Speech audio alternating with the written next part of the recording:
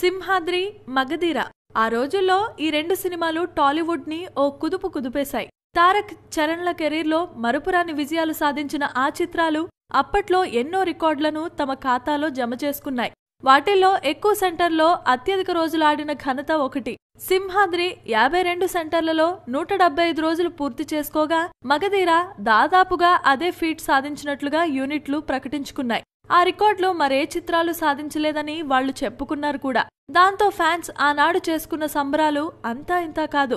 తామేదో తమ జీవితంలో ఒక గొప్ప పని చేసినట్లుగా ఆ రికార్డుల పేరిట పండుగ చేసుకున్నారు. అయితే ఆ రికార్డులన్నీ ఫేక్ అని తాజాగా ఆ సినిమాల్ని తెరకెక్కించిన దర్శకధీరుడు రాజమౌళి బాంబు పేల్చాడు. ఒక ప్రముఖ టీవీ ఛానల్ కు ఇచ్చిన ఇంటర్వ్యూతో మాట్లాడిన రాజమౌళి ఆ రెండు సినిమాలపై విస్తుగొలిపే విషయాలను చెప్పుకొచ్చాడు.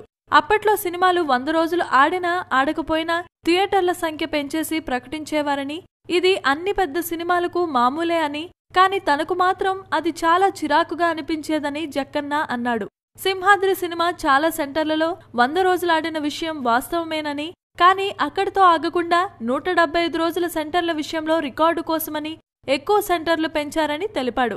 ఆ సినిమా 175 రోజుల్లో 15 సెంటర్లోనే ఆడితే చిత్ర బృందం మాత్రం ఇంకో 15 సెంటర్లను పెంచి సినిమాని ఆడించారని వెల్లడించాడు. అయితే మగధీర విషయంలో ఇలా జరగకూడదని ముందే తాను అల్లు అరవింద్తో చర్చించానని, ఆయన ఓకే అని చెప్పిన తర్వాత మాట తప్పారని రాజమౌళి తెలిపాడు. అలా ఎందుకు చేశారని ప్రశ్నిస్తే అభిమానుల కోసం తప్పలేదని ఆయన సర్ది చెప్పారని జక్కన్న గుర్తు చేసుకున్నాడు. అది నచ్చకపోవడం వల్లే తాను 100 రోజుల వేడుకకు హాజరు కాలేదని జక్కన్న వివరించాడు. అంటే ఆ రోజుల్లో సింహాద్రి, మగధీర సినిమాలు సాధించిన రికార్డులు జెన్యూన్ కావని రాజమౌళి చెప్పకనే చెప్పేశాడన్నమాట. Please subscribe. Hi, it's me Purna. Please subscribe.